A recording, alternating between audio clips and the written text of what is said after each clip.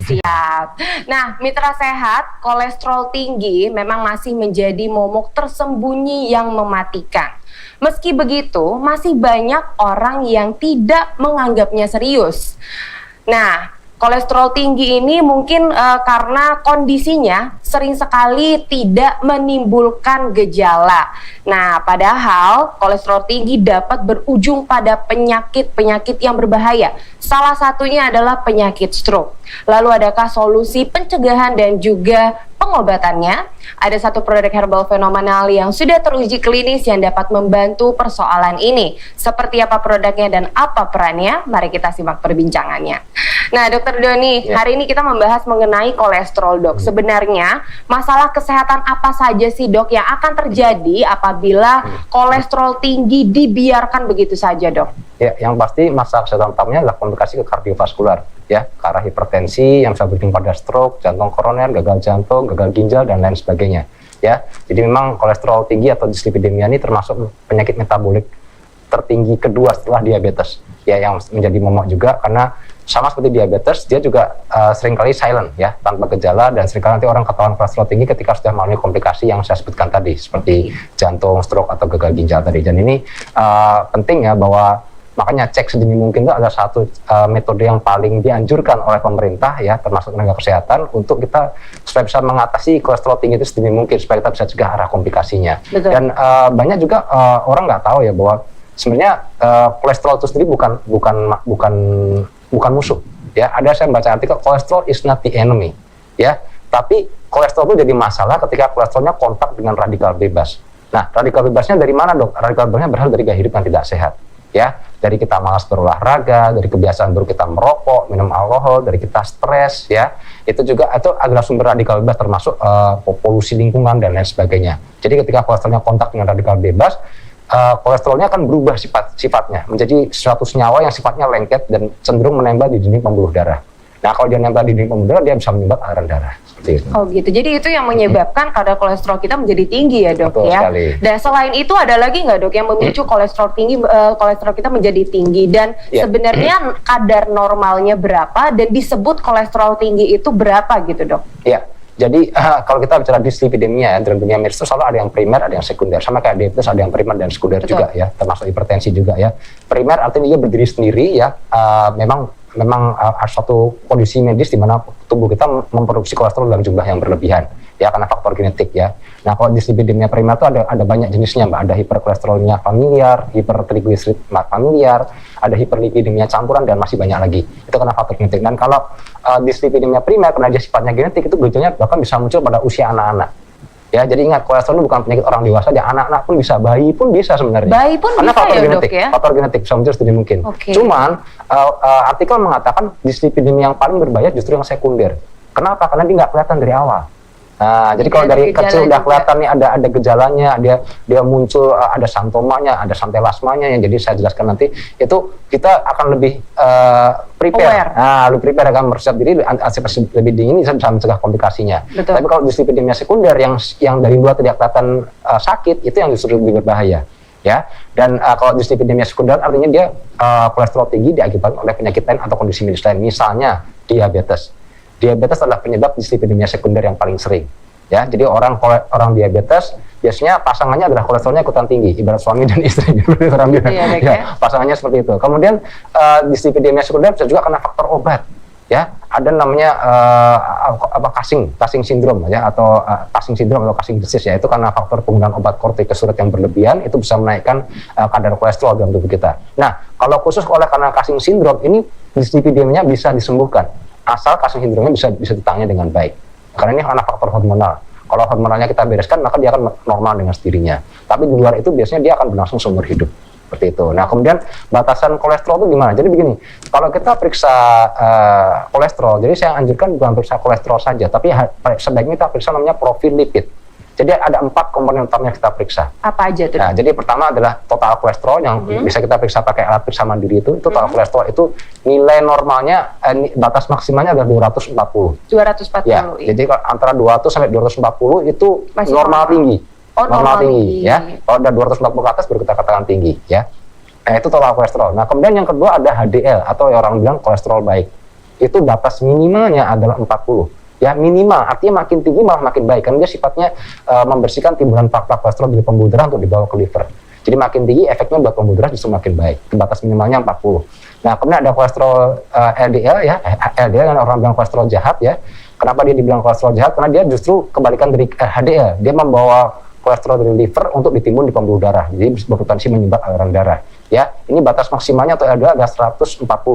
Ya. Kemudian untuk triglycerid itu dia juga jenis senyawa lipid dalam darah juga ya. Dia juga kalau berlebihan juga bisa menyumbat pembuluh darah. Ini batas maksimalnya 180. Ya, dan ini penting, saya anjurkan tadi jangan cuma periksa kolesterol saja, karena kalau kita keluar hasil misalnya 200, kita nggak tahu 200 ini karena tinggi HDL-nya atau karena LDL-nya. Oke. Karena saya katakan HDL kalau makin tinggi malah makin bagus, kalau LDL makin tinggi makin jelek. Ya, jadi ini kita harus lebih rinci lagi mana yang tinggi, karena sebenarnya yang paling penting adalah rasionya, perbandingan antara HDL dengan LDL-nya. Seperti itu. Oke, jadi penting bagi kita sebenarnya kalau misalnya memang mau mengecek, dan mungkin ya dok ya, orang-orang sekarang itu kadang males nih dok ngantri kalau mau ngecek gitu. Nah dokter tadi kita sempat ngobrol ya dok kalau ternyata kita bisa ngecek sendiri di rumah, ada alatnya dan ada caranya juga. Ada, sekarang ini sudah semakin banyak dijual alat periksa mandiri ya, alat periksa gula darah, kolesterol, asam urat mandiri, alat tensi mandiri yang elektrik tinggal pencet dia memompa sendiri kolesterolnya. Itu diperuntukkan untuk masyarakat sebenarnya supaya kita bisa periksa mandiri setiap saat tanpa harus tergantung dengan laboratorium atau dengan dokter. Ya, apalagi untuk Anda yang memang sudah didiagnosa dengan penyakit kronis seperti hipertensi, diabetes, kolesterol, tidak ada salahnya Anda periksa tiap hari. Tidak ada batasan maksimum berapa kali sehari, nggak ada. Sesuka-sukanya kita mau periksa, ya kan?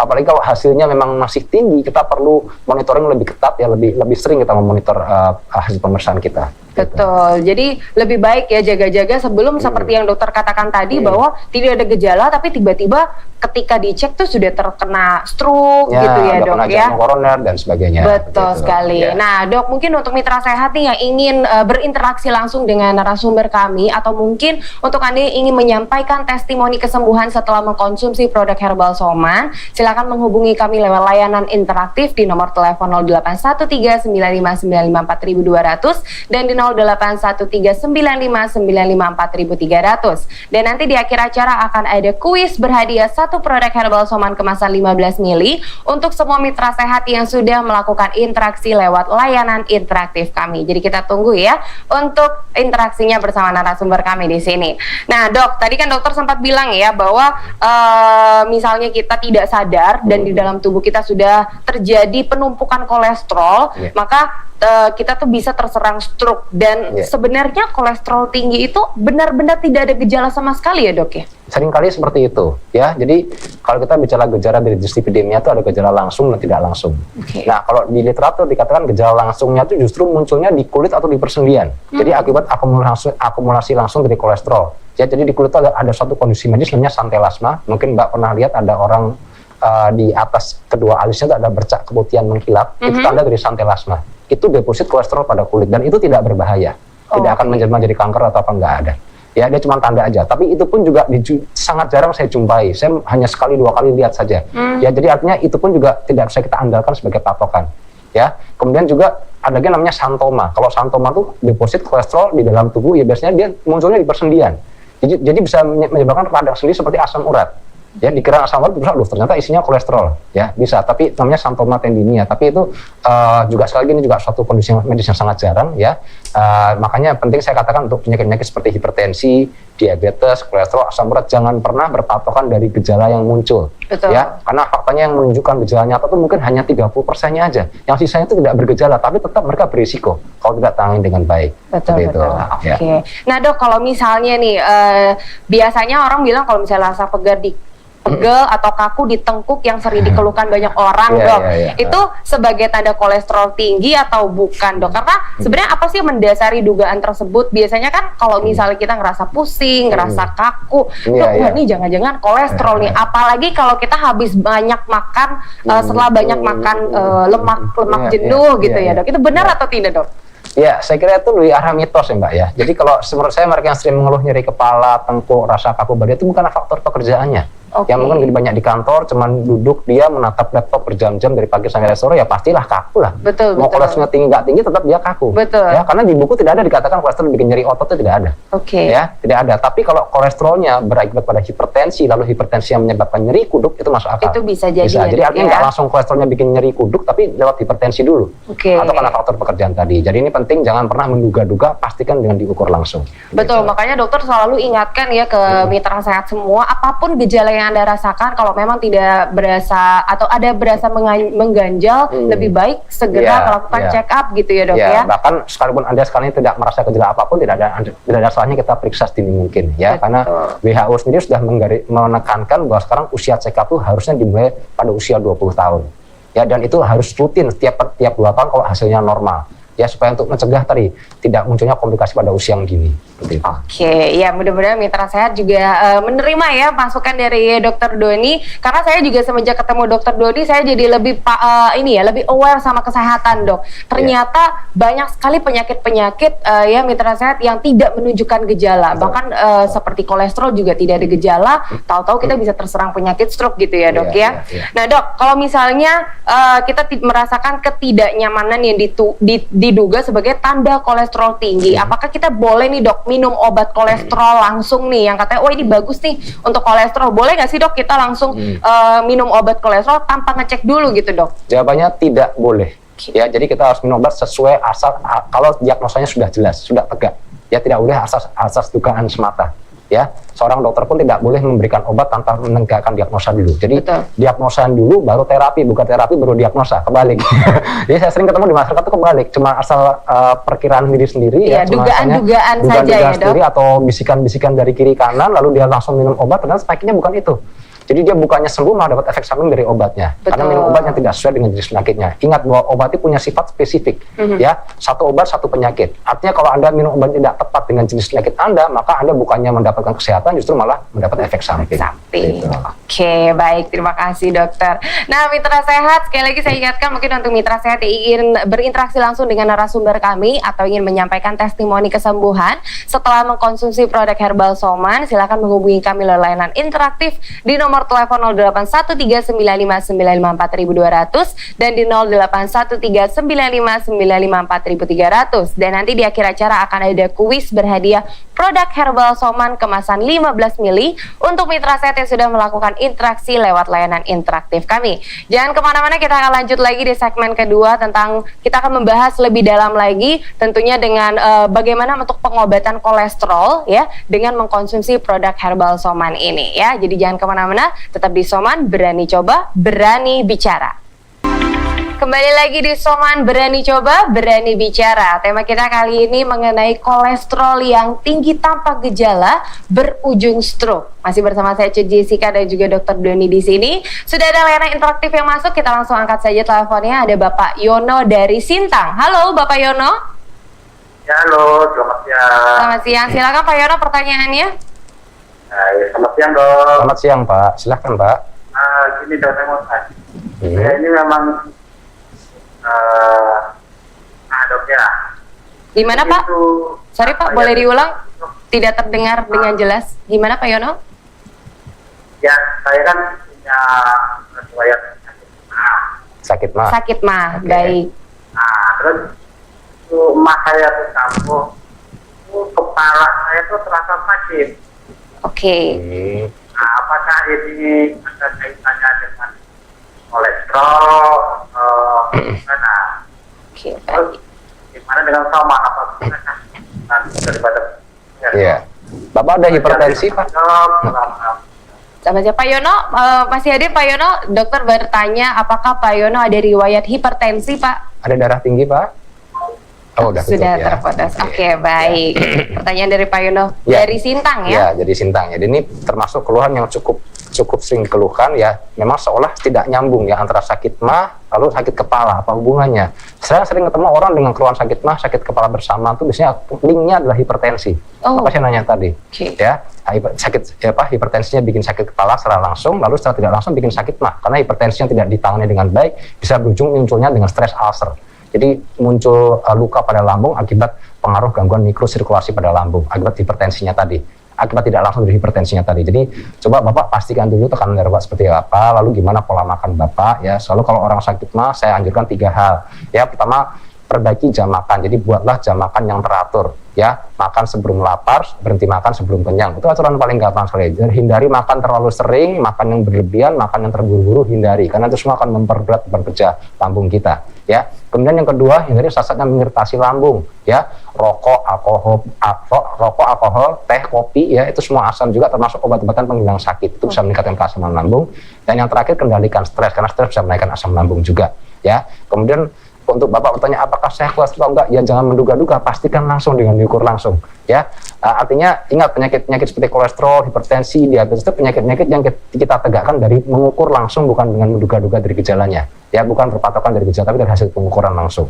Jadi silakan Bapak ukur langsung, nanti apapun hasilnya Bapak bisa kolaborasikan penguatan medis Bapak dengan penggunaan Soman mulai 10 tetes 3 kali sehari gitu. Oke, mudah-mudahan menjawab ya Pak Yono dari Sintang. Kita sudah ada layanan interaktif yang masuk, kita angkat langsung. Ada Ibu Ria dari Palopo. Halo Ibu Ria. Ya, siang. Selamat siang, Bu. Ibu Ria, silakan pertanyaannya Bu. Ini dong, tanya, apakah kolesterol tinggi itu yang mempengaruhi data langsung? Pengaruh di mana, Bu? Gimana Bu? Apakah kolesterol tinggi yang mempengaruhi apa Bu? Kepala pusing. Oh, Kepala pusing. Oke. Atau lambung, Lambung. Oke. Iya. Itu saja Bu Ria? Ya. Oke, baik. Terima kasih Bu Ria dari Ya. Palopo. Ya. Oke, ini mirip-mirip ya dok Ya, ya sebenarnya ini kembali ya lagi kan pertanyaannya ke ya. apa gejala-gejala yang klasik yang ada di sana, tapi sebenarnya itu kurang tepat karena faktanya sebagian besar orang kolesterol tinggi tidak merasakan gejala apapun ya. Jadi kalau mungkin kepala pusing, sakit mah bisa nggak bisa, tapi sebagai gejala tidak langsung ya, mungkin karena tadi kepala pusingnya bersumber dari hipertensi yang diakibatkan kolesterol yang tinggi tadi. Jadi bukan kolesterolnya bikin kepala pusing, tapi kolesterolnya bikin hipertensinya bikin pusing tadi. Ya. Kemudian sakit mah bisa nggak? Bisa juga, karena kolesterol tinggi juga bisa bikin stres ulcer juga. Terutama kalau dia sudah berkomplikasi jadi hipertensi, jadi jantung koroner, jadi stroke, itu bisa menimbulkan luka pada lambung akibat gangguan mikrosirkulasi di mukosa lambung tadi. Ya. Tapi itu butuh proses dan tidak dalam waktu yang singkat. Artinya tidak ada orang kolesterol tinggi sekarang besok langsung komplikasi jadi hipertensi, itu nggak butuh waktu tahunan. Gitu. Artinya butuh proses. Jadi kita yang paling penting Ibu jangan menduga-duga, pastikan dulu ya gimana kondisi kolesterol Ibu, tekanan darah Ibu, gula darah Ibu dan lain sebagainya ya. Kemudian cari pertolongan medis sesuai dengan penyakit Ibu yang sesungguhnya dan tambahkan Soman sebagai pendampingnya. Gitu. Oke, mudah-mudahan menjawab ya Ibu Ria dari Palopo. Nah dok, kalau misalnya kita berbicara mengenai produk herbal Soman, produk herbal Soman ini bisa menurunkan kadar kolesterol yang tinggi. Sudah ada uji klinisnya belum dok? Ya, jadi mungkin yang kata yang lebih tepat bukan menurunkan tapi menstabilkan atau meregulasi kadar kolesterol. Ya, jadi dalam tubuh orang yang sehat itu terjadi keseimbangan antara produksi kolesterol dan penggunaannya atau utilisasinya. Ya, tapi pada orang yang kolesterolnya tinggi terjadi gini, produksinya berlebihan, utilisasinya tidak terpakai, tidak berjalan dengan optimal. Jadi kolesterolnya numpuk dalam darah, jadi tinggi tadi. Ya, makanya obat penurun kolesterol itu bekerja dengan cara menghambat produksi kolesterol endogen. Ya, saya tambah juga bahwa gini, kolesterol itu sejatinya suatu substansi yang sangat dibutuhkan oleh tubuh kita, karena 80% kolesterol dalam darah kita itu dihasilkan secara endogen dari dalam tubuh kita sendiri. Yang berasal dari makanan hanya 20%-nya saja sebenarnya. Ya, jadi kalau kita minum obat penurun kolesterol itu dia bekerja di dalam tubuh, dia menghambat produksi kolesterol endogen, tapi tidak menghambat penyerapan kolesterol dari makanan. Nah, jadi makanya kalau kita makan buah dan sayur, termasuk kalau kita minum Soman, itu dia bekerja bersinergi dengan obat penurun kolesterol dari medis. Jadi obatnya bekerja dari dalam, serat yang terkandung dari buah dan sayur dia menghambat penyerapan kolesterol dari makanan yang kita makan. Nah, jadi luar menghambat penyerapan kolesterol dari luar. Jadi sinergi antara dari endogen satu dari eksogen bekerja bersama ya. Kemudian Soman itu lebih di samping tadi saya mengatakan dia meregulasi, mengatur keseimbangan kadar kolesterol dalam darah. Kemudian dari hasil uji praklinis yang kami lakukan untuk Soman itu ternyata kita dapatkan hasil Soman ini memberikan hasil yang saya katakan sangat ideal dari segi medis. Kenapa? Karena Soman tidak menurunkan semua kolesterol ya, tapi yang diturunkan hanya cuma LDL-nya saja, cuma kolesterol jahatnya saja, tapi justru HDL-nya dia naikkan. Nah, kok bisa begitu dok? Karena Soman ini bekerja lewat omega 3, 6, 9-nya. Lewat lemak tak jenuhnya, jadi dia bisa secara selektif hanya menurunkan LDL, tapi HDL malah dia naikkan, dan itu yang diharapkan dari penanganan kolesterol sebenarnya. Ya, beda kalau kita minum obat medis itu hampir semua jenis kolesterol diturunkan. Karena obat ini kan dia bekerja pukul rata Mbak ya. Pokoknya saya turunin aja semuanya, mau baik mau jahat saya turunin semua. Padahal yang kita butuhkan yang turunkan cuma yang jahatnya saja, cuma yang lain, tapi hadiahnya kalau bisa malah dinaikkan. Betul. Nah, cara terbaik menaikkan hadiah dengan meningkatkan asupan nutrisi yang mengandung omega 3 dan itu terkandung di dalam soman. Nah, jadi sinergi antara soman dengan obat medis akan saling melengkapi seperti itu. Oke, luar biasa ya dok ya. Oke dok, ini sudah ada layanan interaktif yang masuk, kita angkat langsung. Ada Ibu Suharti dari Kalimantan Selatan. Halo Ibu Suharti. Ya Ibu, silakan pertanyaannya. Ya, silakan. Iya. Saya tadi kan lihat TV di SCTV. Iya Ibu. Iya, anak saya itu kan kok saya dengar kolesterol tanpa gejala itu gimana gitu. Maksudnya gimana Bu? Pertanyaannya Bu? Kolesterolnya apa Bu? Oke. Halo? Iya Ibu, silakan didengar lewat telepon saja ya Bu ya. Jadi pertanyaannya gimana Bu? Anak saya kan kerja. Iya. Kok saya jadi dengarkan ini solusi sehat ini.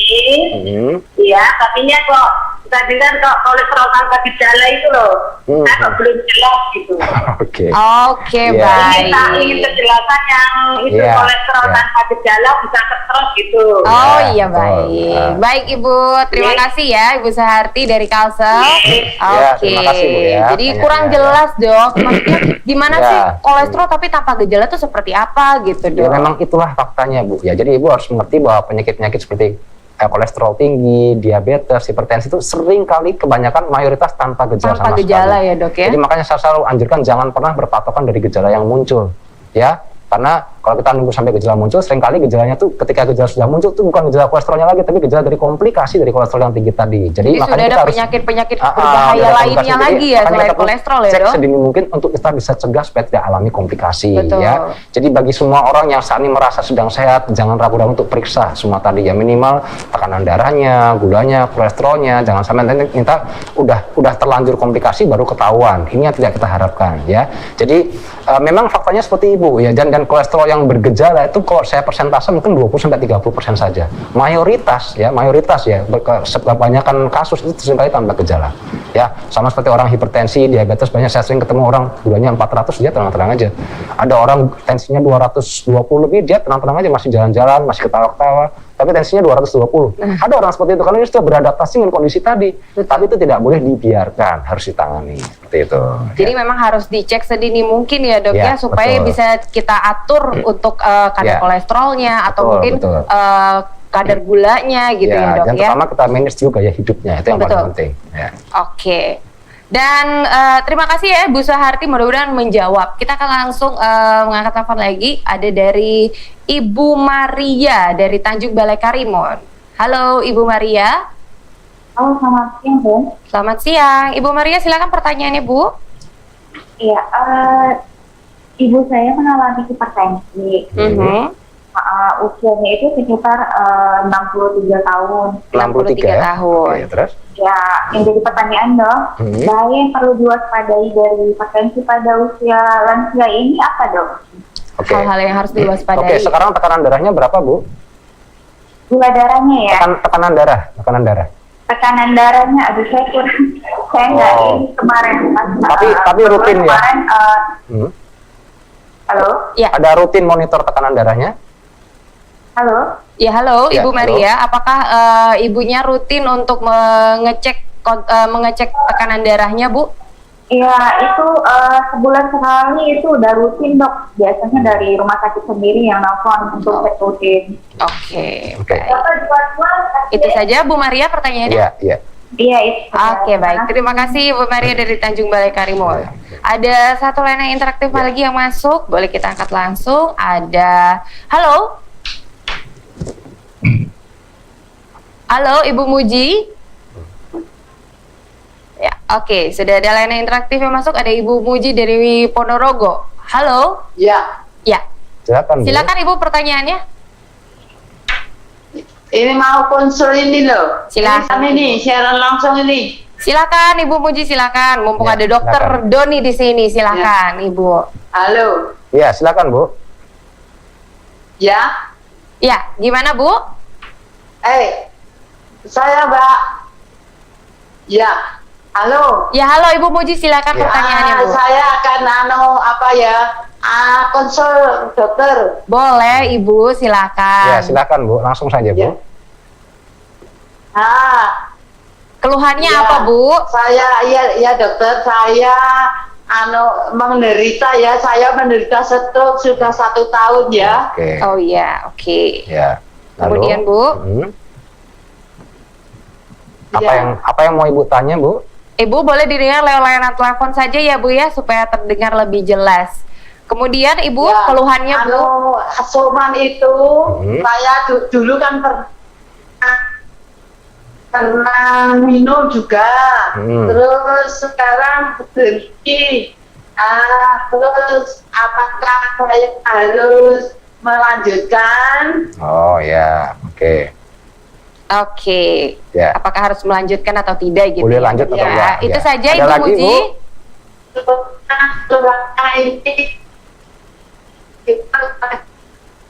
Oke, suaranya agak terputus-putus ya, Dok ya. Oh ya, oke. Oke, halo Ibu Muji. Masih ada hadir? Ya. Ibu Muji? Halo? Ya, Oke deh terputus kalau ya. gitu. Mungkin sinyalnya. Ini layanan agak sedikit terputus ya, Dok oke. ya. Oke, Ya, nggak apa-apa. kembali ke Kita mencoba penelpon dijawab pertama sama ya. dokter ya. Ya, yang penelpon pertama tadi bertanya ibunya hipertensi ya, lalu apa saja yang perlu diperhatikan. Jadi yang pertama minum obat teratur dan kontrol tekanan darah secara teratur ya. Dan kontrol sebulan sekali boleh nggak, Dok, asal tekanan darahnya sudah stabil, sudah mencapai target. Kalau tekanan darahnya sudah di bawah 140, boleh kontrol seminggu sekali, 2 minggu sekali, sebulan sekali, asalkan kita bisa menjamin gaya hidupnya terjaga dan minum obatnya teratur. Itu penting ya. Kemudian untuk orang yang hipertensi, ada dari segi makanan ada 3 hal yang wajib dibatasi bukan dihindari ya. Ya, di ATM ada gula, itu maksimal 4 sendok makan per hari atau setara dengan 75 gram. Kemudian untuk 50-75, kemudian untuk garam itu maksimal 1 sendok teh per hari. Dan untuk minyak goreng ya atau margarin itu maksimal 5 sendok makan per hari ya kalau masak. Jadi itu tolong itu ditakar ya, karena itu kalau berlebihan itu bisa menghambat proses penurunan tekanan darahnya atau memperparah hipertensinya ya. Kemudian selalu saya ingatkan untuk Anda yang hipertensi jangan pernah putus obat. Betul. Ya, karena obat hipertensi itu tidak menyembuhkan hipertensi, hanya mengendalikan tekanan darah. Artinya kalau efek obatnya habis, tekanan darah akan naik lagi kembali ke posisi semula, dia akan tinggi lagi, bahkan bisa lebih tinggi dari semula. Ya, jadi ini ada satu fenomena medis namanya fenomena rebound phenomenon, atau rebound itu artinya dia mantul. Jadi kalau waktu kita minum obat, tekanan darahnya turun karena ditekan oleh obat. Begitu efek obatnya habis dan kita berhenti obat, tiba-tiba dia akan meloncat tekanan darahnya. Ketika dia meloncat tadi yang bahaya, bisa naik lebih tinggi dari yang sebelumnya, bisa menyebabkan Bisa pecah lebih parah pembuluh darah, lagi gitu ya, bisa Dok, berujung ya? pada stroke dan sebagainya. Ini yang berapa kali saya jumpai seperti itu. Jangan pernah putus obat ya. Artinya ibu tidak boleh menghentikan, mengubah jenis obat atau mengubah dosis obat tanpa sepengetahuan dokter yang merawat. Itu penting sekali. Dan juga kendalikan juga komorbid yang menyertai hipertensinya, apakah mungkin ada diabetesnya, kolesterolnya dan lain sebagainya. Nah, kemudian untuk ibu yang stroke udah 1 tahun Muji ya, dari Ponorogo, dulu Ibu pernah Muji. minum soman ya, lalu berhenti, sekarang boleh lanjut nggak? Boleh sekali ya, karena soman itu fungsinya adalah nutrisi, terapi nutrisi. Jadi sebagai pendamping terapi medis akan sangat ideal sekali, karena soman bisa mengakomodir fungsi nutrisi yang tidak bisa diberikan oleh obat. Sebaiknya obat akan bisa secara kimiawi dia bisa membantu melancarkan aliran darah ke otak. Ya, jadi antara soman dengan obat punya porsi perannya masing-masing dan saling melengkapi satu sama lain, dan akan lebih efektif lagi mengendalikan stroke ibu, termasuk mengendalikan faktor risikonya, apakah tekanan darahnya, gula darahnya, kolesterolnya dan lain sebagainya. Jadi boleh dikonsumsi kembali ya, Dok, Sangat ya, boleh. bersamaan dengan terapi medis ya tentunya. Ya, cuma untuk aturan minumnya sebaiknya diberi jeda waktu minimal 1 jam antara soman dengan obat medisnya. Oke, baik. Mudah-mudahan menjawab ya Ibu Muji dari Ponorogo. Baik, mitra sehat, jangan kemana-mana. Kita akan kembali lagi masih dengan tema kita mengenai kolesterol yang tinggi tanpa gejala berujung stroke. Tetap bersama kami di Soman Berani Coba, Berani Bicara. Di Soman Berani Coba, Berani Bicara. Sekarang sudah ada layanan interaktif yang masuk. Kita akan langsung saja ada Ibu Apni dari Sumut. Halo Ibu Apni. Iya, halo, selamat siang, Dok. Selamat siang, Selamat Bu. siang Ibu Apni. Silakan pertanyaannya, Bu. Begini, ini kan temanya kan untuk jadi kolesterol tinggi tapi tidak ada gejala, tapi bisa seperti itu kan, Dok. Jadi boleh saya tahu apakah misalnya itu darahnya rendah atau tensinya rendah, itu bisa nggak ya, Dok, terkena? Dan kalau misalnya biasanya ya, Dok, ya mohon maaf lah ya, ini kan biasanya untuk di usia lanjut, dan biasanya ini kan yang mempunyai badan yang terlalu gemuk atau yang terlalu berlebihan gitu kan dok. Oh, Jadi kalau kolesterol. boleh saya tahu ini untuk yang mungkin yang badannya langsing atau yang biasa saja, apakah ini masih bisa terkena juga atau kecil kemungkinannya untuk Ya, terkena? oke. Oke, Terima kasih. baik. Ya, ada Itu lagi? saja pertanyaannya Bu Apni. Iya sudah Bu. Oke, terima kasih Bu Apni dari Sumut. Kita lanjut angkat telepon lagi ya dok ya, sebentar ya. Kita keep dulu pertanyaannya. Halo, ada Bapak Nanang dari Jember. Halo Pak Nanang. Ya, ya halo. Ya halo, silakan Halo. Pak. Ya, saya mau konsultasi dok. Silakan, Mbak. Iya, saya ngalamin punya penyakit stroke. Oke. Baik Pak. 6 tahun. Oh, Terus habis gini, saya kena sakit tiap asam lambung. Kok berat ya dok ya? asam lambung. Stroke-nya ya. Iya. Asam lambungnya barusan. Oh. Terus yang berat maksudnya bagaimana, Pak? Halo. Ya, halo, maksudnya berat apa itu yang apa, berat Pak? Pak? Asam lambungnya barusan dok. Oke. Oke. Kemudian Pak? Kok stroke-nya bisa berat gini? Oh, oke. Oh, Yang kanan yang dok. kanan ya. Oke. Nah. Itu saja dokter, ada yang mau ditanyakan? Ya, ada lagi, Pak? Ya, terima kasih dok. Oke, Ya, terima kasih Pak Nanang. Assalamualaikum. Waalaikumsalam. Ya. Pak Nanang dari Jember. Kita jawab yang Ibu Apni dulu ya, dok ya. Jadi pertanyaan Ibu Ani menarik sekali ya. Kalau orang hipotensi bisa kena stroke nggak? Jawabannya bisa. Bisa juga dok? Lo bisa. Darah rendah. Karena faktor risiko stroke bukan cuma hipertensi kan. Ada diabetes, ada kolesterol tinggi, ada merokok. Itu semua faktor risiko stroke juga. Bisa juga. Ya, saya pernah berapa kali ketemu orang stroke ya, tensinya normal tapi karena ada diabetesnya. Jadi dari diabetes sendiri juga bisa bikin jadi stroke juga, ya. Apalagi diabetes seringkali berkolaborasi dengan kolesterol yang tinggi, ya. Ditambah ada obesitas, ada merokok, maka akan lebih memperberat atau meningkatkan chance orang kena stroke, ya. Jadi tidak jaminan Anda hipotensi atau tensinya normal Anda tidak bisa kena stroke, tetap bisa kena stroke juga. Tetap saja ya dok ya. Kemudian Dan, tadi pertanyaannya juga, apakah hanya orang yang obesitas atau ini nah bagus kalau yang sekali. langsing gimana dok? Ya, Gitu. jadi begini, kolesterol itu adalah lemak yang mengalir di dalam darah. Jadi logikanya kita tidak bisa menjudge kalau hanya orang yang obesitas saja atau orang yang tidak obesitas maka dia pasti aman dari kolesterol. Karena dia bukan lemak yang menumpuk di bawah kulit. Kita nggak bisa prediksi dari situ. Ya, kita mengukur kolesterol dengan cara pengukuran darah karena dia mengalir di dalam darah. Ya, tapi memang di literatur katakan orang yang obesitas punya chance lebih tinggi untuk mengalami hiperkolesterolemia dibanding orang yang kurus. Tapi bukan berarti orang yang kurus atau normal tidak bisa kena kolesterol yang tinggi. Semuanya juga bisa kena. Jadi ya, semua siapa saja siapa ya dok saja, ya. makanya mesti dipastikan dengan pengukuran langsung. Betul. Seperti itu, ya. Oke, nah lanjut ada pertanyaan tadi dari Bapak Ya, Nanang. Bapak ya, yang sudah stroke sudah lama, lalu ada 9 keluhan sekarang tahun. asam lambung sakit. Ya, jadi begini, biasanya kalau orang stroke itu setahu saya diberikan obat yang fungsinya untuk sebagai pengencer darah, obat untuk meluruhkan sumbatan pembuluh darah namanya asetil salisilat ya atau asetosal ya. Nah, obat ini dia bersifat asam buat lambung. Ya, jadi kalau dikonsumsi dalam jangka waktu panjang atau dalam dosis yang berlebihan itu bisa meningkatkan iritasi di lambung ya, dan bahkan pada kasus yang ekstrim bisa menyebabkan perdarahan lambung. Jadi coba Bapak konsultasi ke dokter yang meresepkan atau merawat Bapak, apakah ini akibat efek samping dari obat tadi ya. Biasanya kalau dokter memberikan obat itu dia sudah siapkan obat untuk melapisi lambungnya, untuk melindungi lambungnya supaya tidak mengurangi efek samping dari obat tadi. Tapi kalau digunakan dalam jangka waktu lama pun saya kira tetap lambat laun dia akan bikin iritasi juga di lambungnya tadi ya.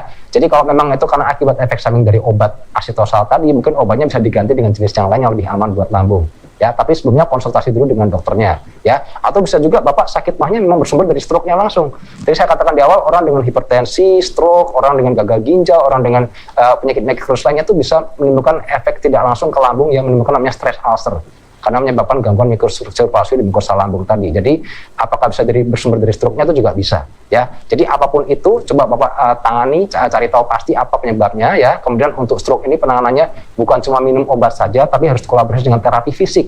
Apalagi Bapak ada kelemahan tangan sebelah kanan, Bapak harus rajin fisioterapi ya, baik secara mandiri atau aktif ataupun pasif ya. Jangan bergantung dari obat saja. Nah, biasanya kelemahannya orang kalau pasien stroke, ketika dia pulang ke rumah dia rajin minum obatnya tapi udah nggak pernah fisioterapi lagi karena mungkin keluarganya udah nggak terlalu ngurusin atau gimana. Beda kalau di rumah sakit kan ada yang fisioterapis yang datang ya setiap pagi, dia ngatur gerak dan sebagainya untuk menjaga fungsi otot dan sendi tetap optimal. Jadi memang Bapak yang harus melatih sendiri anggota gerak Bapak yang mengalami kelamahan tadi supaya lebih tetap terjaga fungsinya seperti itu. Di samping minum obat teratur dan bisa tambahkan soma untuk melengkapi terapi medisnya. Oke, benar-benar menjawab ya Pak Nanang dari Jember. Kita ada layanan interaktif lagi dok yang masuk, kita angkat langsung. Ada Ibu Novi dari Ngongrokot ya. Halo, Silakan, Bapak dulu ya. Oh, Oke. Bapak ya. Oh, sorry. Ada Bapak Mesak dari Papua. Halo, Bapak. Iya. Silakan, Pak. Silakan Pak. Halo. Ya, halo Pak Mesak. Silakan, Pak. Aduh, suaranya kecil sekali ya. Oke, Bapak boleh didengarkan lewat telepon saja, Pak, supaya lebih jelas. Silakan, Pak Mesak. Pertanyaannya, Pak. Gini, Hmm. saya sekitar 7 tahun lalu. Soalnya kemudian asam Sama ada. Halo Pak Mesa, boleh didengarkan lewat telepon saja Pak. Kalau misalnya lewat live visi biasanya suka putus-putus gitu Pak. Boleh dari telepon saja Pak supaya lebih jelas. Bapak ada keluhan apa Pak? jadi keluhan saya penderita terjadi asam dan lambung. Tapi yang OBO itu hijau sampai Kemudian Pak?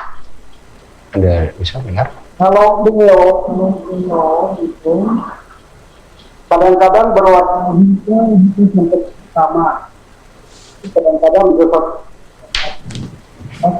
lanjut lagi ya, tapi betul Nggak bisa. Tidak begitu jelas ya. Dia cuma terdengar dok. Jadi ada hipertensi, asam lambung juga. Nah ini yang hijau apanya nih Pak Mesa? Apa saya tadi terdengar ada suara hijau itu apa ya Pak ya? Tidak begitu jelas. Putus-putus. Oke, terputus ya. Mohon maaf ya Pak Mesa. Kita angkat layanan interaktif yang selanjutnya terlebih dahulu. Ada Ibu Novi. Halo Ibu Novi. Iya, Ya Ibu Novi silakan pertanyaannya Ibu. iya ini suami saya tuh kolesterol. Oke. Kaki rasanya sakit semua, panas. Yang di kaki. Kakinya sakit. Jalannya ya kayak Oke. Oke. Sudah? Itu Itu saja? Sudah? Cuma keluarnya kakinya sakit itu aja. Atau? Itu saja Ibu Novi? Oke. Oke, itu saja. Oke, baik. Terima kasih Ibu Iya, Novi. iya. Jadi keluhannya Iya, ada jadi kolesterol suaminya 200-an dok. Kalau suaminya 200-an kolesterol itu termasuk tinggi ya dok ya? Iya, 200-an termasuk ya normal tinggi. Normal 190 tinggi ya, Dok. Nah, jadi termasuk tinggi, lalu keluhannya kaki sakit. Coba Ibu cari tahu pasti diagnosanya penyebab kaki sakitnya kenapa. Karena kolesterol tinggi kurang lazim menyembuhkan nyeri kaki. Oke. Ya, lebih sering ke asam urat atau karena nyeri otot atau karena nyeri sendi lainnya. Ya, bisa sih seperti saya bilang tadi ada namanya santomatidinia, dia bisa penumbuhan kolesterol pada tendon otot, bikin nyeri pada persendian bisa juga, tapi itu sangat-sangat langka. Saya nggak pernah ketemu dalam kondisi aslinya, cuma di teori buku aja. Ya kan? Jadi lebih lazimnya ke asam urat atau ke peradangan jenis lainnya, atau karena peradangan pada otot atau pada ligamen, itu harus dicari tahu pasti ya. Tergantung juga faktor pekerjaan juga bisa mempengaruhi juga ya. Nah, kebetulan antara kolesterol dengan asam urat, kedua kondisi medis ini punya rule yang sama, punya batasan yang sama ya. Pertama, sumbernya hampir sama maksud saya. Untuk kolesterol kan makanannya dari daging-dagingan, lemak jenuh, goreng-gorengan ya. Kalau asam urat sumbernya dari makanan hewani juga, terutama dari jeroan-jeroan yang kandungan tinggi purin. Ya. Nah, kemudian yang kedua, persamaan kedua adalah antara kolesterol dengan asam urat itu persamaannya harus membatasi gula. Karena gula yang berlebihan dalam tubuh kita akan berubah jadi kolesterol dan asam urat. Nah, jadi gula ini senyawa yang interchangeable, bisa berubah jadi macam-macam, bisa jadi gula, bisa jadi kolesterol, asam urat dan lain sebagainya. Ya, jadi makanya seringkali orang diabetes ketiganya ikut-ikutan tinggi, gulanya tinggi, kolesterolnya tinggi, asam uratnya juga ikut tinggi. Karena problemnya dari gulanya itu tadi sebenarnya. Dari gulanya ya dok ya. Kemudian yang ketiga, bagi mereka yang kolesterol dan asam uratnya tinggi, sebaiknya menghindari alkohol, karena alkohol bisa meninggikan kadar kolesterol dan asam urat. Gitu. Oke, baik. Mudah-mudahan menjawab ya Ibu Novi, dan mohon maaf ya untuk Bapak Mesa dari Papua tadi putus-putus ya, Dok ya, kita tidak terdengar. Mudah-mudahan nanti bisa menghubungi kembali. Baik mitra saya, jangan kemana-mana, kita akan lanjut lagi di segmen berikutnya, tetap di Soman Berani Coba Berani Bicara. Kembali lagi di Soman Berani Coba Berani Bicara. Kita masih bersama Dr. Duliani Atmajaya. Di sini Dok masih membahas mengenai kolesterol ya Dok ya. Dan saya yakin sekali banyak sekali penderita kolesterol ini susah untuk mengatur pola makannya ya Dok biasanya ya. Mungkin banyak mengkonsumsi lemak jenuh atau protein hewani yang terlalu banyak gitu. Nah, kalau untuk Soman sendiri ini kan kita tahu bahwa kandungannya itu banyak buah dan juga sayur yang pastinya kaya akan serat ya Dok. Nah, manfaat serat berhubungan dengan penurunan kolesterol tinggi nih Dok, apa aja? Ya, terutama kalau serat ya, terutama serat yang larut air itu ketika dalam usus besar kita dia akan dicerna menjadi short chain fatty acid oleh bakteri usus. Nah, short chain fatty acidnya atau SCFA ini dia berperan meregulasi kadar kolesterol dan gula darah dalam tubuh kita. Jadi saya pernah katakan sebelumnya, serat itu ibarat rem supaya kita bisa menghambat absorpsi glukosa dan kolesterol yang berlebihan dari makanan yang kita makan. Jadi kalau serat ini kita combine dengan obat penurun kolesterol dari medis, maka di satu kesatuan saling melengkapi. Obat bekerja dari dalam, seratnya bekerja menghambat kolesterol dari luar, ya saling melengkapi. Nah, kemudian juga ini penting ya bagi Anda yang dislipidemia atau kolesterol ini, jangan pernah bergantung dari obat saja. Karena ternyata obat pun juga peranannya mungkin untuk menurunkan kolesterol tidak sampai 100% juga. Ya, karena sisanya adalah tergantung gaya hidup Anda. Ya, tergantung pola makan Anda, tergantung olahraga Anda seperti apa, tergantung istirahat Anda optimal atau enggak. Saya juga pernah bilang kemarin, orang yang tidurnya kurang dari 5 jam, risiko penyakit metaboliknya meningkat termasuk diabetes, obesitas, dan kolesterol. Hanya karena kurang tidur. Ya. Makanya tidur yang optimal sangat penting sekali, termasuk kebiasaan buruk, rokok, alkohol. Anda sudah obat menurun kolesterol seperti apa, kalau masih merokok, masih minum alkohol, kolesterol Anda tidak akan pernah turun, saya jamin itu. Setuju banget. Ya, kemudian yang terakhir juga stres. Nah, stres juga bisa menaikkan kadar kolesterol ya, karena stres akan menyebabkan tubuh merilis hormon kortisol, dan kortisol akan menaikkan kadar kolesterol dalam tubuh kita. Betul. Jadi itu semua penting, jangan cuma bergantung dari obat saja. Lifestyle is everything, kalau saya katakan ya. Obat sebagai pendamping gaya hidup saya, termasuk juga penambahan Soman. Ya, gitu. Betul sekali ya Dok ya, karena kalau misalnya kita mengkonsumsi Soman itu sudah lengkap ya nutrisi yang dibutuhkan oleh tubuh kita sehari-hari gitu ya Dok. Ada seratnya, ada omega 3-nya untuk menaikkan HDL kita ya, sebagai kolesterol baik yang membersihkan timbunan plak kolesterol di pembuluh darah, jadi menjaga kesehatan kardiovaskular kita. Dan juga bisa mengatur kadar kolesterol kita ya Dok ya, supaya tidak membalancekan antara HDL dengan LDL-nya tadi. Betul. Gitu. Nah Dok, untuk penderita kolesterol tinggi atau stroke itu kan wajib minum obat medis ya Dok ya. Nah, bagaimana Dok kalau misalnya mau mengcombine dengan herbal tetes Soman gitu Dok? Ya, jadi silakan bisa dikombin, cuma yang perlu diperhatikan adalah waktu minumnya jangan bersamaan ya, karena Soman ini produk herbal yang 100% alami. Kalau kita minum bersamaan dengan obat kimiawi, maka Soman akan rusak oleh bahan kimia dari obat ya. Jadi sebaiknya Somannya diminum duluan saat lambung kosong ya, lalu setelah itu kita makan, baru setelah itu kita minum obat medisnya. Jadi supaya ada jeda waktunya, tidak terserap bersamaan ya, dan masing-masing bisa bekerja saling melengkapi satu sama lain, seperti itu ya. Oke, baik Dok. Nah Dok, kalau misalnya ini Dok, kita tahu bahwa Soman ini kan luar biasa sekali ya, dari dokter bilang sudah ada kandungan vitaminnya, sudah ada seratnya gitu. Nah kalau misalnya untuk kelebihan dari Soman selain itu apalagi sih Dok? Karena kita tahu ya bahwa Soman ini sudah teruji klinis dan juga praklinis gitu. Apalagi Dok? Ya, saya kira kelebihan Soman yang tidak bisa disanggah atau dibantah adalah Soman adalah satu dari sedikit produk herbal yang pabriknya sudah atau produsennya sudah mengantongi sertifikat CPOTB ya. Apa itu CPOTB? Jadi CPOTB cara produksi obat tradisional yang baik atau setara dengan GMP, Good Manufacturing Practice ya, itu adalah bentuk pengakuan pemerintah atas kualitas produksi dari suatu perusahaan herbal ya. Intinya kalau suatu produk sudah CPOTB itu ada jaminan mutu dari pemerintah. Ingat, pemerintah langsung yang menjamin, karena pemerintah sudah mengaudit pabriknya langsung dan menyatakan pabrik ini lulus standar CPOTB ya. Dan terus terang kalau kita ingin bicara perjuangan Soman untuk dapat CPOTB itu sangat-sangat nggak mudah Mbak, butuh waktu bertahun-tahun, butuh biaya yang tidak sedikit, karena kami ingin memberikan yang terbaik buat masyarakat Indonesia, dan karena kami juga sudah mencapai level CPOTB tadi atau sertifikat CPOTB tadi yang levelnya internasional, maka terus juga salah satu alasan kenapa Soman sudah layak edar di seluruh belahan dunia ini ya, bisa terima di mana aja karena kita ke level internasional. Betul. Dan faktanya juga Soman sekarang sudah menjalani ekspor ya ke 28 negara ya, salah duanya adalah Cina dan Amerika. dua negara yang paling sulit ditembus oleh herbal, ya, karena Amerika begitu ketat dengan FDA-nya, dan Cina juga punya herbal sendiri, jadi saingan dengan semua. Dan jadi luar biasa sekali ya herbal Soman bisa masuk ya dok ya. Oke, dok, terakhir dok, tips makanan yang boleh dan tidak boleh dimakan oleh penderita kolesterol tinggi dok. Ya, jadi bagi Anda yang kolesterol tinggi atau diabetes dan lain sebagainya, kita harus pandai memilih jenis makanan yang cocok ya. Ya, kalau tadi saya katakan untuk kolesterol ya kita batasi asupan lemak jenuh ya, dari daging-dagingan hewani ya, kemudian mungkin banyak kita lemak-lemak nabati sifatnya. Kemudian juga yang penting juga cara kita mengolah bahan makanan, menentukan kualitas makanan tadi. Ambil contoh katakanlah kentang ya. Kentang direbus dengan kentang digoreng beda dong kualitasnya. Betul. Kentang direbus sehat buat tubuh kita, tapi kentang digoreng di junk food buat tubuh kita. Dan jadi lemak jenuh ya. Nah, jadi lemak jenuh karena minyaknya akan terserap di dalam kentang tadi. Betul. Ya. Jadi ini penting, cara mengolah juga harus kita pikirkan ya. Kemudian juga tetap akhirnya harus dibatasi dan kita harus jaga keseimbangan antara pola makan kita dengan olahraga yang teratur supaya ada balancing antara produksi kolesterolnya dan pemanfaatannya oleh tubuh kita. Oke, baik, terima kasih dokter. Tidak terasa dok, kita sudah di penghujung waktu ya dok ya, dan kita masuk ke acara ditunggu-tunggu oleh Mitra Sehat, yaitu kuis berhadiah 1 produk herbal Soman kemasan 15 ml. Dan kita sudah memilih Mitra Sehat, ada Bapak Suharti dari Kalimantan Selatan. Halo, mohon maaf, ada Ibu Suharti dari Kalimantan Selatan. Ibu? Ya, halo Ibu, saya langsung kasih pertanyaannya ya Bu ya. Sebutkan jumlah bahan baku herbal tetes Soman. A, 39, B, 3. Jawabannya apa Bu? Jadi sekali lagi semua nggak jelas Bu.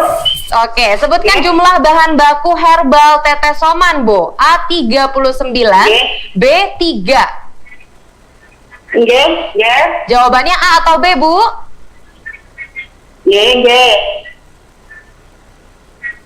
Bagaimana Bu jawabannya?